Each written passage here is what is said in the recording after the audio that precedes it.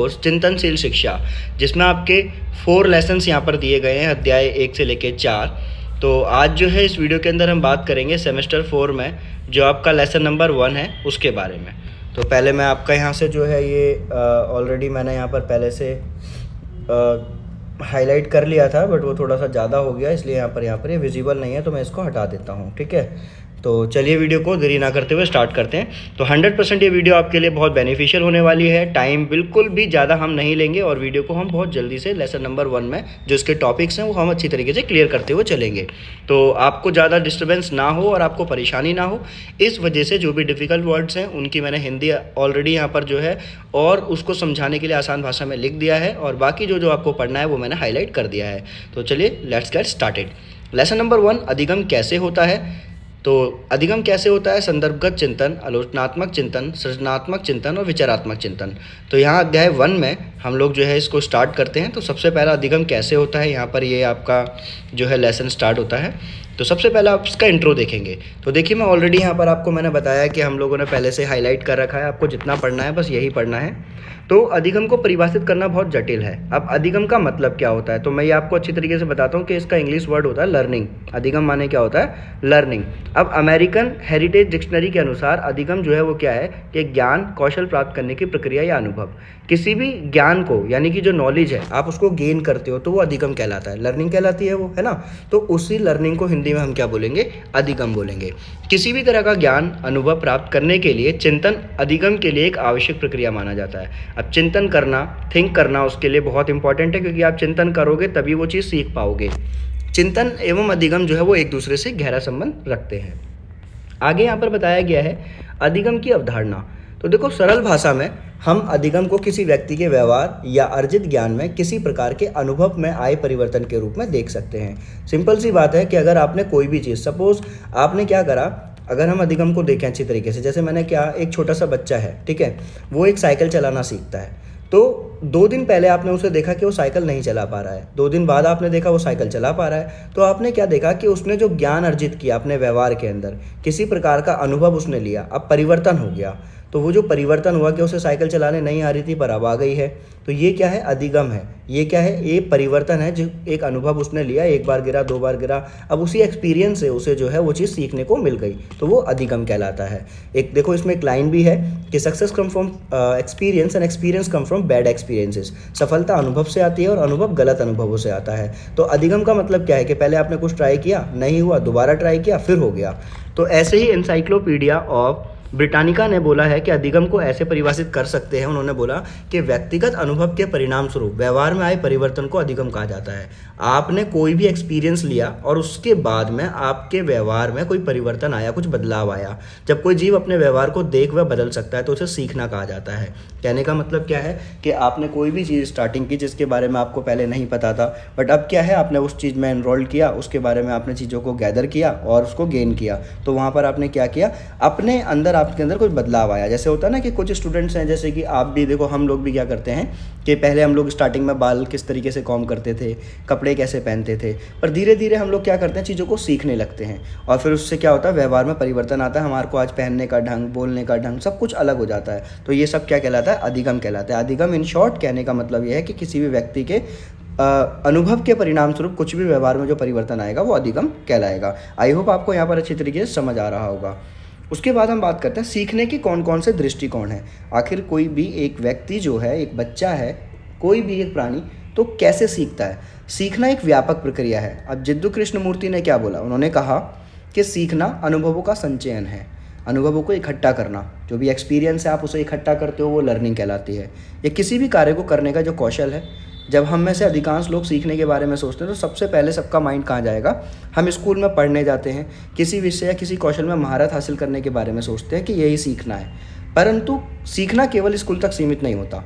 हम अपने हर क्षण में कहीं पर भी अगर हम बाहर देखें, एक रिक्शे वाले को देखें, एक बच्चे को देखें, एक कबाड़ी को देखें, एक डॉक्टर को देखें, हर कोई कहीं ना कहीं किसी ना किसी चीज़ के अंदर कुछ ना कुछ सीख रहा होता है। सेम एग्जाम्पल यहाँ पर दे रखा है छोटा सा, कि बच्चे कुछ पकड़ने के लिए अपने हाथ चलाना सीखते हैं। कोई भी युवा या जो यंग जनरेशन के जो लोग हैं वो गाना गाना, डांस करना, ठीक है। एक्चुअल में देखो, मैं भी आजकल क्या कर रहा हूँ, सिंगिंग सीखने की कोशिश कर रहा हूँ, ठीक है। तो ये भी मेरे लिए क्या एक अधिगम है। और ठीक ठाक उम्र के अंदर जब लोग आ जाते हैं तो आहार मतलब जो भी उनको खाना है फूड मतलब बहुत उनको जो है वैलिड फूड खाना है जो कि उनके लिए ठीक रहेगा, है ना। व्यायाम करना है उनको, एक्सरसाइज करनी है क्योंकि वो दुरुस्त रहेंगे। तो ये सब चीज़ें इसके अंदर बताया गया है कि हम लोग अच्छे कपड़े पहनते सामने वाले को दिखाने के लिए ना। तो ये सारी बातें जो है वो क्या है, वो सब सीखना है। तो वुल्फ ने क्या बोला, उन्होंने बोला हम सीखने को एक ऐसी प्रक्रिया के रूप में परिभाषित कर सकते हैं जिसके माध्यम से हमारा अनुभव हमारे ज्ञान या व्यवहार में स्थायी परिवर्तन का कारण बनता है। हम क्या कर सकते हैं कि भाई जो भी हम चीज़ें सीख रहे हैं वो हमारे व्यवहार में स्थायी परिवर्तन कहला दे, बदल लेकर आ जाए, तो वो सब क्या कहलाता है, वो सब अधिगम कहलाता है। अब इसमें सीखने का व्यवहारवादी दृष्टिकोण क्या है, बहुत ही साधारण शब्दों में यहाँ पर बता रखा है। 1900 के दशक के प्रारंभ में व्यवहारवाद की उत्पत्ति हुई और 20वीं सदी के प्रारंभ में इसका प्रभाव बढ़ गया। अब व्यवहारवाद का मतलब क्या है, तो देखो पर्यावरण से प्राप्त उद्दीपन और व्यक्ति की अवलोकन योग्य प्रतिक्रियाओं के बीच में अर्जन, मतलब किसी चीज़ को ग्रहण करना, एक्वायर करना, ठीक है, शुद्धिकरण और संबंधों के कारण सीखना व्यवहार में परिवर्तन है। देखो अब यहाँ पर एक उद्दीपन वर्ड है स्टिम्युली, इसका मतलब होता है उत्तेजित करना या फिर प्रेरित करना किसी चीज़ के लिए, ठीक है। अब उसके बाद में सिद्धांत को किस पे लागू किया गया, कुत्ते पर लागू किया गया है। अब पावलोव के प्रयोग द्वारा पावलोव ने क्या करा, एक प्रयोग किया, उसमें बताया कि भोजन को उद्दीपक बनाया, भोजन को क्या बनाया, एक उत्तेजित प्रक्रिया बनाई कि ये है, ठीक है, इसको मतलब आकर्षित करने के लिए, और उसका पुराने उद्दीपक के साथ में जोड़ा गया। जब एक घंटी थी, जब उन्होंने घंटी पे जाना शुरू किया तो कुत्ता लार नहीं टपका रहा था। तो पहले क्या हुआ, या घंटी की आवाज़ एक जो है उद्दीपक है परंतु वो अभी किसी चीज़ से जुड़ी हुई नहीं है। फिर उस कुत्ते को खाना खिलाया गया जिसकी प्रतिक्रिया कुत्ते का लार टपकाना थी। यहाँ भोजन जो है उद्दीपक था और लार टपकाना बिना शर्त प्रक्रिया थी क्योंकि वो अपने आप ही हो रही थी। ऐसा कई बार दोहराने पर कुत्ते ने घंटी की आवाज़ सुनते ही लार टपकाना शुरू कर दिया क्योंकि उसको जो है भोजन मिल गया। अब उसे पता चल गया कि घंटी बजेगी वो उद्दीपक है, घंटी बजते ही उसे खाना मिलेगा, ठीक है।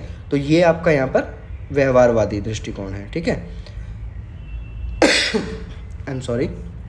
उसके बाद है यहाँ पर जो स्वैच्छिक प्रक्रियाओं को ऑपरेंट कहा जाता है। अब जैसे सभी जो सीखने की प्रक्रियाएं हैं जो ऑपरेंट व्यवहार में शामिल होती हैं, ये क्या होती हैं, कोई टीचर नहीं सिखा रहा, ये आप एक्वायर कर रहे हो।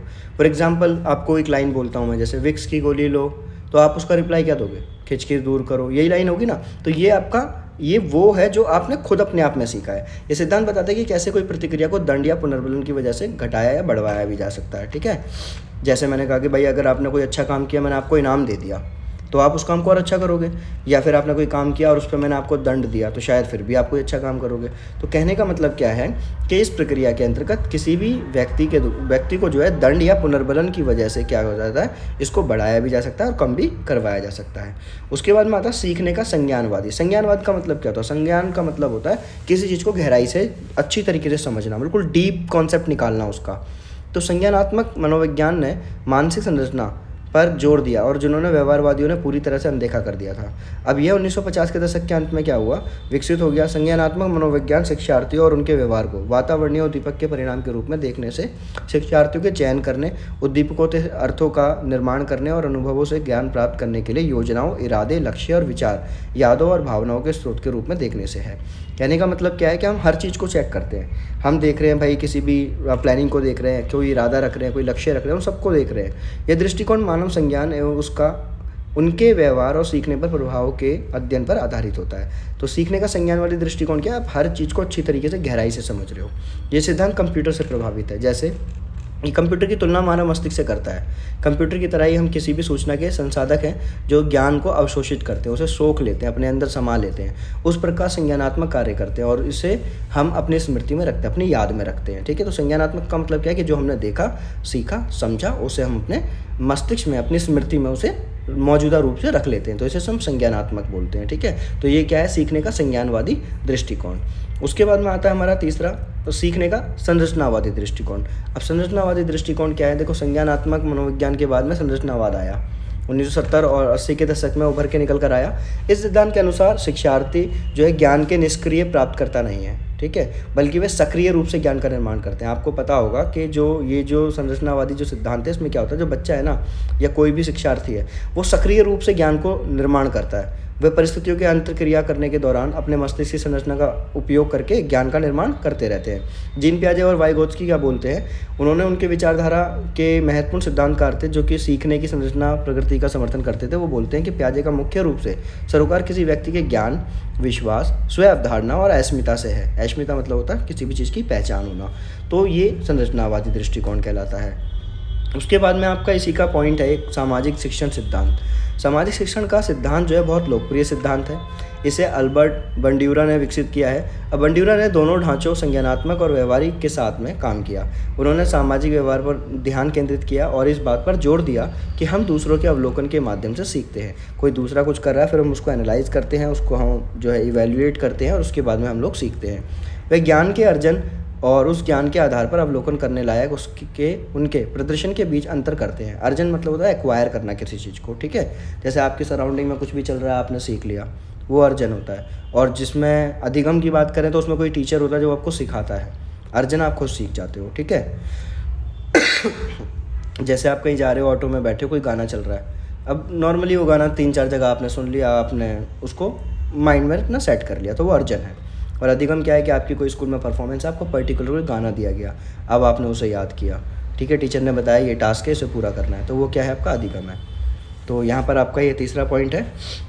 उसके बाद में यहाँ पे 4 चरण शामिल हैं, इसके कौन कौन से हैं देखते हैं।